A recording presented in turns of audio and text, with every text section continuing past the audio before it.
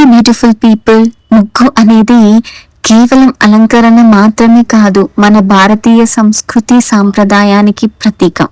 ప్రతి ఉదయం ఇంటి ముందు ముగ్గు వేయడం శుభానికి, సానుకూల వాతావరణానికి సంకేతంగా భావిస్తారు. ఈరోజు మనం 3x3 చుక్కలతో 6 అందమైన సింపుల్ ముగ్గులను చాలా ఈజీగా నేర్చుకుందాం.